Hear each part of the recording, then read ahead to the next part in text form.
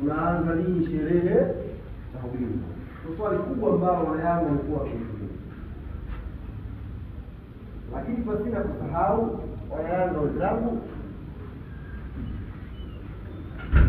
hapa sio mwisho. Hapa sio mwisho msimu huu. Tarehe 29 tutakuwa na mechi nyingine ambayo ni fainali, ambayo itafanyika Zanzibar. Tutacheza na Singida Black Stars.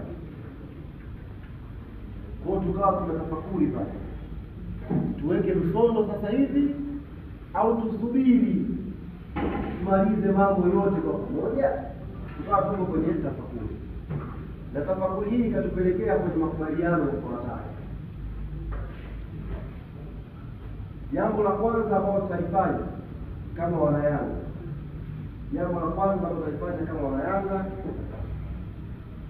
ni kumshukuru Mungu kwa kidogo alichotupa na kumuomba zaidi, kwa sababu wanasema wenye hekima zaidi kwenye mambo ya dini, asiyeshukuru na kidogo hata kikubwa hawezi kushukuru. Kwa hiyo tushukuru kwa kidogo ambacho tumepata, alafu tumuombe Mwenyezi Mungu atujalie kikubwa zaidi.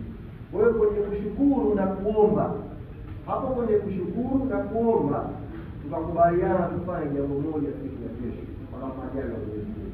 Na hilo jambo tutalifanya makao makuu hapa. Na jambo hilo tutalifanya tukiongozwa na baraza letu la wazee wa klabu, kwa sababu tutahitaji pia dua ya shukrani, lakini pia tutahitaji dua ya kuelekea mchezo wa finali wa CRB dhidi ya Singida Black Stars. Ni jambo gani ambalo tutalifanya siku ya kesho hapa makao makuu asubuhi na mapema? Kesho tutaweka historia. Klabu ya Yanga Afrika hapa tutakunywa supu ya ngamia.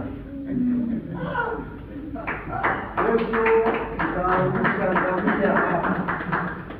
Tumeshakunywa supu ya ng'ombe, tumeshakunywa supu ya pweza, sasa kesho tutaangusha supu ya ngamia hapa makao makuu.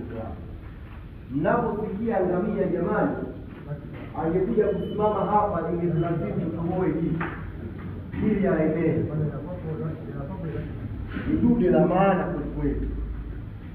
Kwa hiyo tutamchinja, alafu wazee watatuongozea dua kwanza ya shukrani, kumshukuru Mwenyezi Mungu kwa kidogo alichotujalia msimu huu, ubingwa huu wa kwanza wa ligi.